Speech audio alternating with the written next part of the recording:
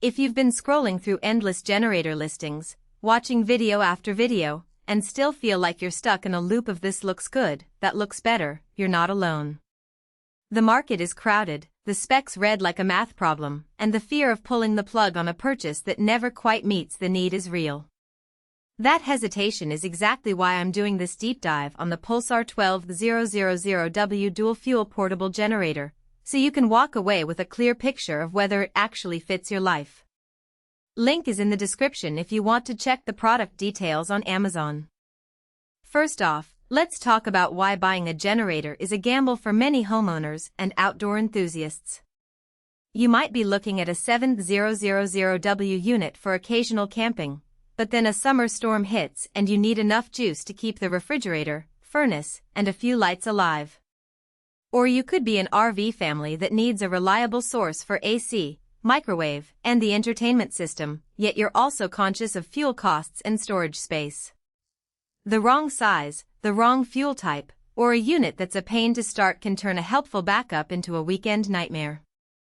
The Pulsar PG12000B tries to solve a lot of those what-if scenarios by offering dual-fuel capability, electric push-start, and a suite of outlets that look promising on paper. The question is whether those promises hold up when you're actually out in the field or dealing with a sudden power outage. So, who is this generator really built for? If you own an RV with a 50 amp service, you'll notice the dedicated 50A RV outlet right away. That's a big deal because most portable generators force you to use adapters or run multiple cords, which is a safety and convenience nightmare. The Pulsar also throws in a 120/240V twist lock outlet and 4 standard 120V receptacles, meaning you can plug a dryer, a power inverter for your tools, and a few lights all at once without juggling adapters. For contractors who need to run a table saw, a compressor, and a light tower on a job site, that mix of outlets can shave minutes off setup time. The dual-fuel aspect is another practical win. You can run on gasoline when you're at home and have a fuel can on hand, then switch to LPG, propane, when you're camping or when gasoline is scarce. The switch-and-go technology lets you change fuels without having to bleed the system, which is a feature you'll actually use if you've ever tried to refuel a single-fuel generator in the middle of a storm. The electric push start is a small comfort but a real one. Imagine it's 3 a.m., the power's gone, the temperature is dropping, and you're fumbling with a recoil starter in the dark.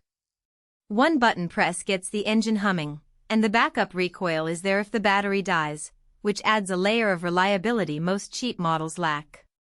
Portability matters, too. This unit comes with drop-down handles and 10-inch never-flat wheels that roll over gravel or a backyard lawn without a hitch. I've seen people wrestle with 5000W generators that require a dolly or 2 people to maneuver. At 457 cubic centimeters, the OHV engine is sizable, but the wheels and handle system keep the weight manageable for 2 adults. If you need to move it from the garage to the driveway for a storm, you won't need a forklift.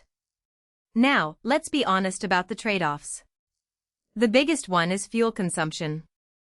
At full rated load 9,500W on gasoline or 8,550W on propane, the engine will guzzle fuel fast enough to make you reconsider running everything at once for an extended period.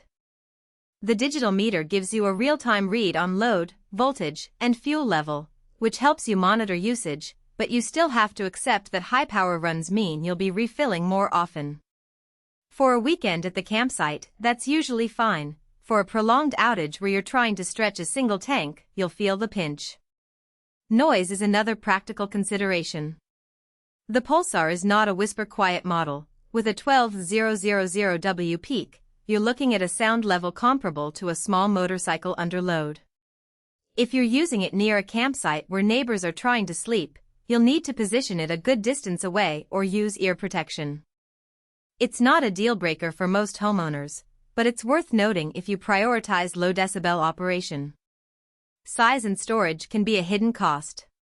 While the wheels help with movement, the unit still occupies a fair amount of garage or shed space. If you have limited storage, you'll need to plan where it lives when you're not using it. Also, the initial price point is higher than a basic 5000W single-fuel generator. You're paying for the dual fuel system, the extra outlets, and the convenience features, but if you never need the 50 ARV outlet or you're content with a single fuel source, that premium might feel unnecessary. So, who should skip this generator? If you're power